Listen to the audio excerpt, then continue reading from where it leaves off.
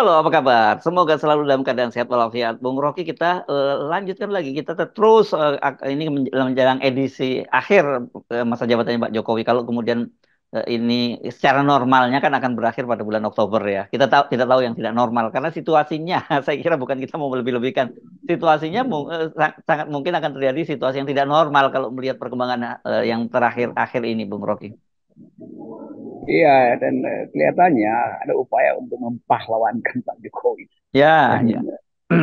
kita mesti ingat bahwa di dalam sejarah yang harus diingat adalah kepengecutan, yang harus diingat adalah pengkhianatan, bukan kepahlawanan. Jadi, supaya kita belajar bahwa seseorang yang sedang diagung-agungkan, itu dibongkar di bawah karpetnya, itu adalah tumpukan kotoran. Hmm. Jadi kita mau fair bahwa analisis politik harus diucapkan bukan sekedar berdasarkan fakta kuantitatif, tapi kondisi kualitatif dari bangsa yang dia tinggal. Yes. Dan itu yang memungkinkan kita fair. Kita mau katakan bahwa apakah Jokowi Bapak infrastruktur? Tidak. Bapak infrastruktur itu Pak Harto. Itu jelas. Hmm. Capaian dia itu dicatat di dunia internasional. Bahkan banyak disertasi ditulis untuk Ya. memperlihatkan bagaimana eh, Pak Harto itu memulai yang disebut sebagai kebutuhan dasar public policy, infrastruktur segala macam, sanitasi itu menyebabkan Indonesia bisa bertumbuh lebih baik. Kan itu intinya Ya. kan Hmm. namanya basic needs ekonomi itu Hmm. orang luar negeri justru belajar dari keberhasilan Orde Baru untuk memulai program-program basic needs. Nah di Jokowi yang mau dipamerkan infrastruktur, yang padahal sebetulnya itu ada bisnis semua tuh, bukan Hmm. Ya. kebijakan negara. Ya. Nah, mari kita ngomongin soal utang ya, Bung Rocky, karena ini penting kaitannya dengan pemerintahan baru Pak Ya, Prabowo. Dan saya kira saya senang juga jadi mengingat kembali pernyataan dari Caimin beberapa waktu itu sambil bercanda dia bilang bahwa dia merasa bersyukur karena ternyata tidak terpilih gitu pada Pilpres, nggak menang pada Pilpres. Karena apa? Karena kata dia pasti dijamin kalau tuh menang nanti sakit kepala pusing lihat utang negara. Dan saya kira itu realitas yang dihadapi oleh Pak Prabowo. Dan Pak Prabowo sekarang kan sudah mengirim tim sinkronisasinya Kementerian Keuangan, dan saya kira kalau kita lihat wajah-wajah mereka nggak bisa tersenyum lebar gitu setelah ketemu dengan Ibu Sri Mulyani ini. Apalagi Ibu Sri Mulyani sudah mengingatkan Pak Prabowo mesti hati-hati gitu betul-betul mengelola anggaran negara ini.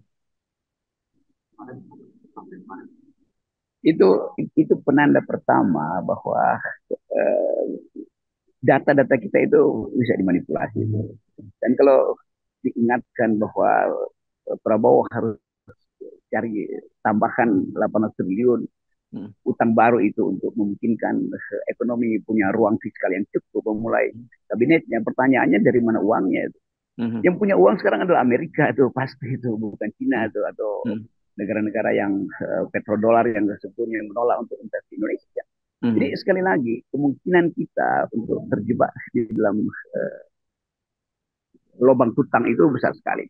Nah Hmm. potensi itu yang memungkinkan Prabowo cemas sebetulnya dan dia belum bisa menentukan apa arahnya itu. Yang kita baca adalah dia akan perlebar uh, defisit anggaran itu untuk Hmm. Hmm. membiayai pembangunan. Tetapi itu juga punya problem yang apa namanya eksternalitis mesti dia tidak. Padahal kebutuhan hari ini justru disebabkan karena pemborosan yang dibuat oleh Jokowi kan. Jadi Hmm. bolong yang dibuat Jokowi harus ditutup dengan cara yang susah secara fiskal karena ruang fiskalnya sudah terbatas untuk manuver.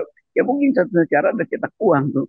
Tapi Hmm. masalahnya Indonesia tuh uang Indonesia cuma berlaku sampai Soekarno Hatta. Begitu keluar dari bandara udah nggak ada lakunya uang kita kan. Jadi Ya, ya. apalagi kalau itu Prabowo ambil risiko untuk mencetak uang dengan akibat inflasi itu.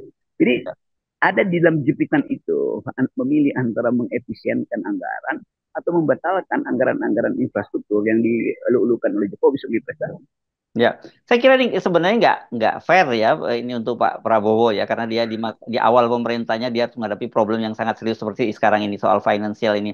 Dan saya kira nanti begitu hari pertama Pak Prabowo itu duduk di apa di Istana Presiden sana, dia saya kira mungkin yang akan pertama dilakukan oleh Pak Prabowo adalah meralat pernyataan sebelumnya yang menyatakan bahwa Pak Jokowi itu adalah salah satu presiden terbaik di Indonesia gitu. Ya, saya kira Prabowo pada akhirnya akan dipaksa untuk mengucapkan. Ya. Dan wartawan pasti akan bikin agenda perbandingan antara apa yang jadi prestasi Prabowo Hmm. selama Jokowi dan apa yang mungkin akan jadi prestasi Prabowo kalau dia tidak bersama Jokowi. Kan Hmm. kesempatan itu justru uh, uh, kita harus buka kesempatan itu supaya kita bisa perlihatkan secara sadar bahwa apa yang pernah didalilkan oleh Pak Jokowi itu batal karena kesalahan dia. Dan riset itu kan dilakukan terus oleh masyarakat akademisi internasional. Ya, ya, ya kan jelas yang utang ini utang itu Anda jangan saya kira kita mungkin dengan situasi rupiah sekarang ini yang terus naik terus yang saya kira ini angkanya sudah 16.500 sudah nggak bergerak nggak bisa turun lagi tuh akan naik iya turun susah. Saya kira angka 800 utang yang harus dibayar 800 triliun itu angka dengan kurs lama Bung Rocky. Dengan kurs yang baru saya kira jauh lebih gede lagi. Poin-poin semacam ini yang mestinya kita hitung secara masuk akal lah. Pak Jokowi sebetulnya harus lempar handuk aja. Bilang aja bahwa oke, silahkan lembaga-lembaga riset independen untuk menentukan headline. Bukan lagi Hmm, hmm, nyewa buzzer atau lembaga survei itu.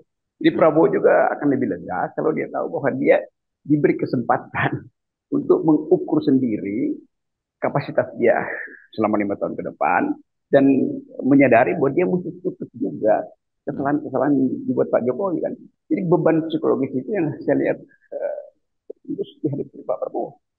Ya, jadi saya kira ini kalau kita lihat kita banding-bandingkan ya dengan presiden-presiden sebelumnya, apalagi kalau ini kelihatannya memang ya saya kira Pak Prabowo itu tidak bernasib baik lah gitu ya, karena dia ternyata mewarisi utang yang sangat tinggi dan ini yang tertinggi dalam sejarah kan.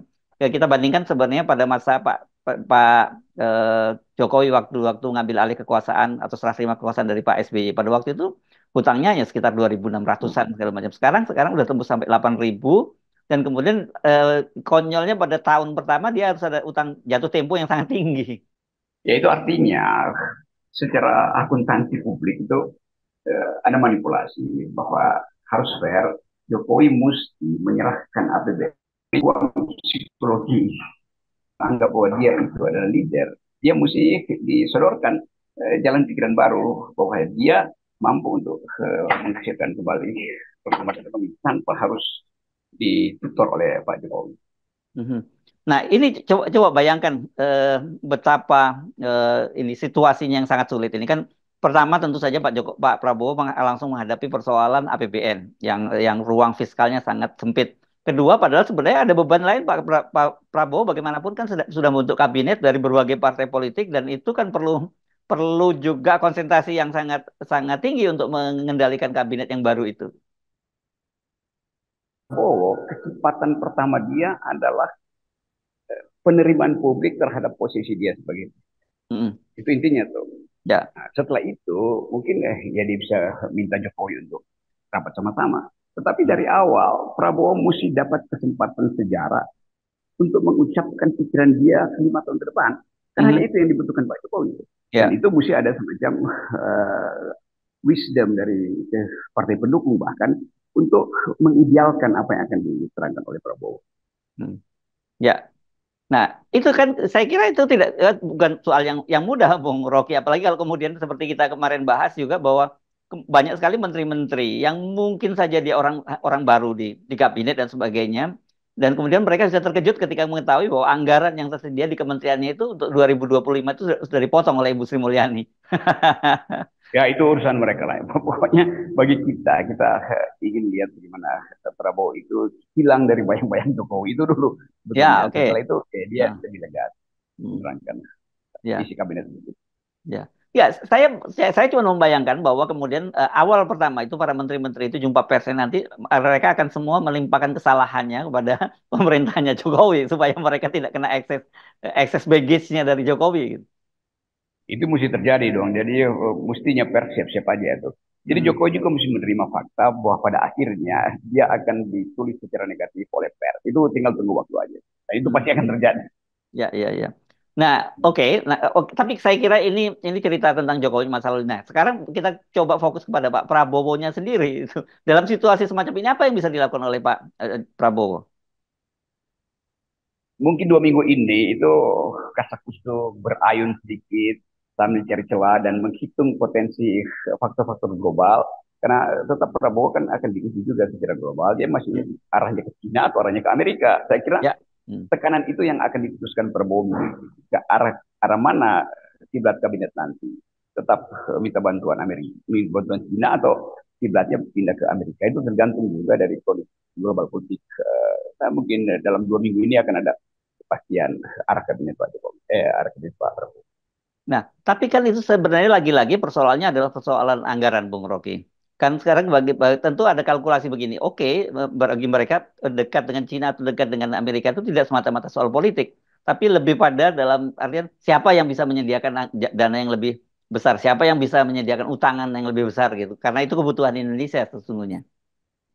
Nah, kalau soal itu saya bisa ucapkan bahwa Prabowo menyadari bahwa selama orientasi ke Cina itu tekanan terhadap tekanan politiknya karena ada faksi-faksi di dalam kabinet yang mungkin menganggap kabinet baru ya udah Ya. era Cina itu sudah selesai, mestinya pindah pada era baru karena kemungkinan juga itu Donald Trump menang kembali Hmm. di dalam politik Amerika dan itu akan menentukan arah orientasi politik. Yes, oke. Jadi saya kira ini memang betul-betul dalam situasi sekarang ini karena urusannya adalah urusan APBN, urusan fiskal, dan itu saya kira tidak bisa diselesaikan di dalam negeri ya. Urusannya itu dengan urusan urusan negara-negara dengan negara-negara dan juga lembaga-lembaga pendonor itu saya kira ya nantinya dia. Ya, pada akhirnya itu tuh kesimpulan kita adalah negara donor akan mendikte kembali itu. Mhm. Demikian juga politik internasional akan mengarahkan Indonesia dan kabinet harus dibaca di dalam komposisi baru politik dunia dalam soal ketegangan di Timur Tengah hari Yes, dan itu dan pemilu ya, di Amerika ya, ya. bulan November. Dan itu kemudian akan menentukan bagaimana kebijakan domestik dari Pak Prabowo. Betul. Jadi variabel itu yang menjadi kuat sebetulnya daripada cawe-cawe di kalangan Ya. partai-partai pendukung.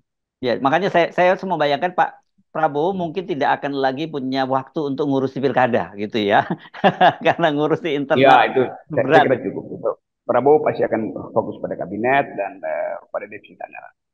Lalu Yes. orientasi politik luar negeri Indonesia pasti akan ditagihkan pada Prabowo oleh dunia. Yes. Oke. Baik Bung Rocky, saya kira cukup menarik nanti untuk mengamati awal-awal pemerintahan Pak Prabowo. 0%. Oke, salam Yes. akal sehat. Yes. Thank you. Yo.